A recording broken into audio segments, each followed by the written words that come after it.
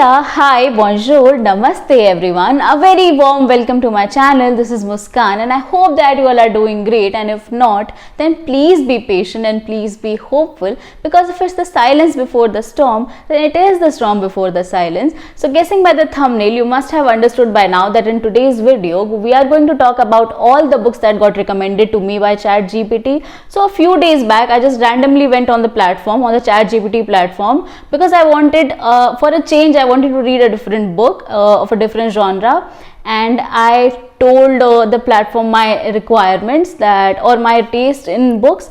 I said that I mostly read literary fiction or historical fiction. I typed all of that, and then I asked chat-gpt to recommend me romance books based on that. So the first book that it recommended me is The Pride and Prejudice by Jane Austen. So just tell me one thing.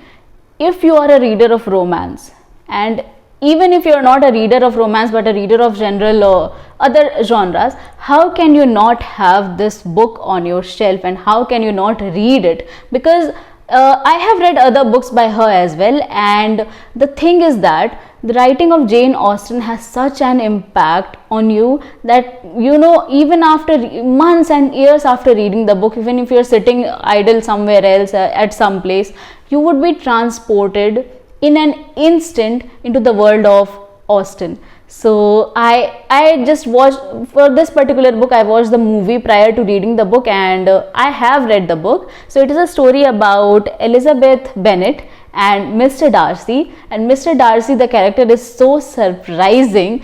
He is critical of Elizabeth Bennet in the very beginning, but later we see that they form a really beautiful bond. They overcome all the prides and the prejudices to fall in love and marry each other. And you know, it has happened multiple times with me. When I was sitting idle on my bed or while I was walking, I just wanted to have Doraemon with me and get the anywhere door, so that I could be transported into the world of Jane Austen, the world that she has created with her words. And it is so magnificent. I mean, it is not magnificent about palaces or something, no, nothing cliche trope, nothing of that sort, but the world she has created is so subtle and is so beautiful that you immediately want to be transported into her world and to experience all those things that the characters are going through, and all those the ballroom dances and interacting with other people.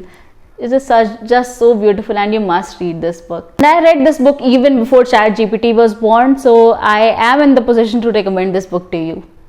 So it recommended 6 books in total, but I could not finish all of them because I was so excited to make this video that I could not wait any longer while I finish all the books and then make this video. So I have finished reading 3 books. Second chat-gpt recommendation book is Call Me By Your Name, and trust me, when I started reading this book, I felt like I am reading someone's personal diary or someone's confession in their journal. I thought that I was reading that, and it is so explicit, the images are so explicit that I found it to be somewhat uncomfortable, and that is the reason why I got to Google. There was a suggestion where it said that there's a scene in the book, in the part 2 of the second part of the book, which is really uncomfortable, and that is the reason why I did not want to be triggered by something, and that is the reason why I dropped the book then and there. I did not read it any further.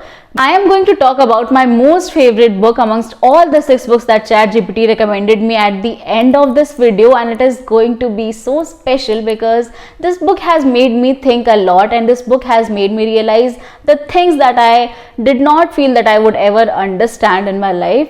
So it is a really special book, and I am so glad that it got recommended to me and that I read it. So please wait till the end of this video to watch that part. And moving on. Third book is The Rosie Project by Graeme, and I hope that I have pronounced the name right, and if not, then I apologize. And this book was midway between 2.5 to 3 stars read for me. It wasn't exactly disappointing, or it wasn't exactly very impressive, because the characters are great, no doubt, and the theme that this book has picked up is astounding. And it talks about a geneticist named Don Tillman. I forgot so soon. I'm so ashamed of myself right now. But the book talks about a geneticist who is unable to express emotions, who is unable to feel these emotions, and it is his journey. It is his journey where he overcomes all these difficulties to expressing emotions or to have relationships with people and to enjoy their company. And in the beginning of their story, or in the beginning of this book, we find that the character Don Tillman has started out a project named as the Wife Project, where he is looking out for a suitable wife for him, and he has distributed several questionnaires to the ladies so that they could fill out the form and he could find a perfect match for himself. And the questions in that are so funny that I literally laughed my heart out while reading all those questions. Later on, he stumbles upon a girl named Rosie who is entirely opposite to what he is, and we see that in the beginning when he meets her for the first time, he does not think of her as a suitable life partner or as a suitable wife according to the Wife Project that he has just begun and according to the questions that he has put in the questionnaire. And the book is so beautiful after he meets Rosie, because the way she understands him is so beautiful that no one has ever understood him in that manner, and no one shares a bond with him that she and Dawn share with each other. The next book that got recommended to me by chat-gpt is The Time Traveler's Wife, and as soon as I started to read this book, or basically I was 10 pages into the book when I realized that I could not read it any further, solely because of the way the story has been narrated. I mean, there are two characters or the protagonists.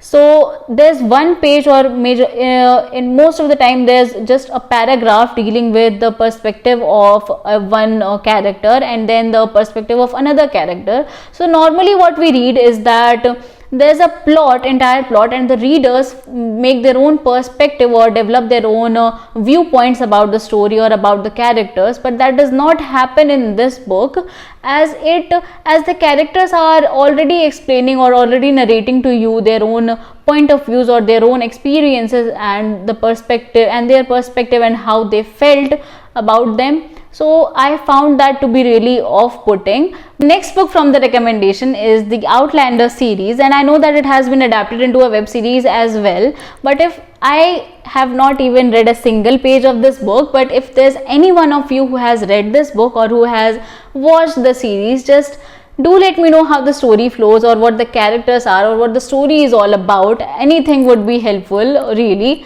So do let me know in the comments if you have read this book. And the next book that I am going to talk about is my most favorite amongst all the 6 books that I have been recommended by chat-gpt, and I am so grateful that I read this book. I mean, I have seen it everywhere on the internet, almost everywhere, and people have recommended it to be a really great romance fiction book, and I feel so surprised by the fact that why have I not read it before. And please do watch this part where I'm talking about this book, and I am so influenced by it that I want you to read it. I want everyone to read this book. I have absolutely no clue where to start from, but there's a book that I have just finished reading. I mean, it has been almost an hour or so that I finished reading it, and I want to talk about this book. So this video is not going to be about me analyzing the characters or about me framing a structure for you so that you can understand what the story is all about or about the themes or the genres of the book, but this video is solely about how I felt while I was reading this book, about how I felt when I finished reading this book. And the book is Me Before You by Jojo Moyes. So this is a romance novel, but it is unlike any romance novel that I would have ever read in my life, or that you would if you have not read it. So this is the kind of romance novel that you would pick, and it is not a cliched trope which makes you wear rose tinted glasses and look upon the world as if there's magic in the air, as if there are two people coming close together, they are falling in love, and the story goes on forever. It is nothing of that sort, but it is a novel where you understand what it means to have infinity and beyond when two people are together. When someone says that love is magic, after reading this book, I would like to believe them, because the characters really grow when they interact with each other. It is a story about two people, a girl named Lou and the guy named Will. So the girl Lou has been hired by the trainer's family to take care of their son Will, who has been suffering from quadriplegia, if I'm pronouncing the name right. And it is a story about them. So the contract is of 6 months, and there is a strong reason behind this. So in the beginning we see that both of these two people, like Lou and Will, they have a riff-raff going between the two of them, and they are not even close to being fond of each other. And but slowly and steadily we read that and we understand how they form a deep bond between the two. There's a deep bond forming between the two of them, and they understand what the other has went through in their lives.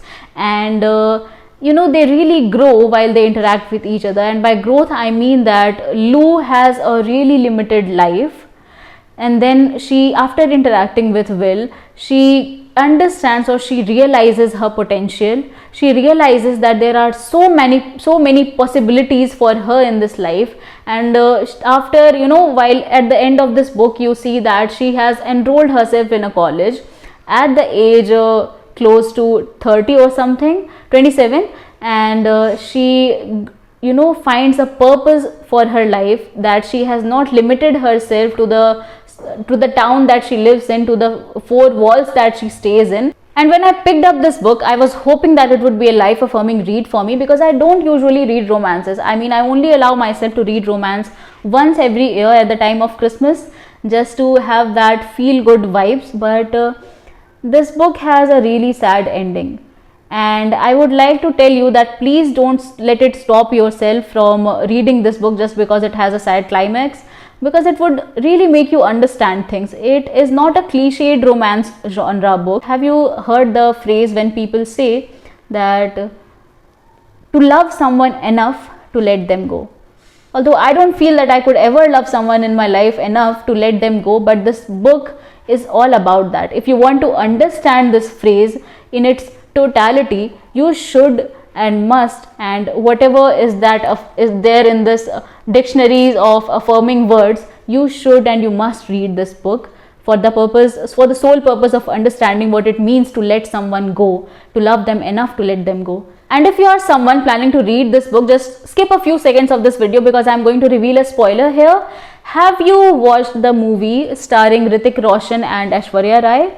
I can't recall the name exactly, but I guess it is named as Guzarish or something. I hope I am right. So the book is that movie.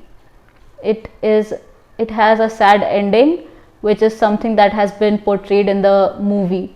And I don't think I would ever recover from this book, or I don't think that this is a book which you would forget a few days or months after reading this. No. It would remain etched in your heart and in your mind. It is the kind of book that you would never be able to forget, and you would never be able to recover from, because I feel this way right now. And that is the main reason why, because I wanted to talk about it as soon as I read this. And I hope you pick this book up, and I hope you share your thoughts and your how you felt about this book, or how you feel about the characters in general, or about the book in general, or about the feeling that is portrayed in this book. And that is it for today's video. If you liked watching this video, do give it a thumbs up, and if you did not, then give it a thumbs down. No worries. Just stay happy, stay blessed, and keep reading until we meet next time. Ciao.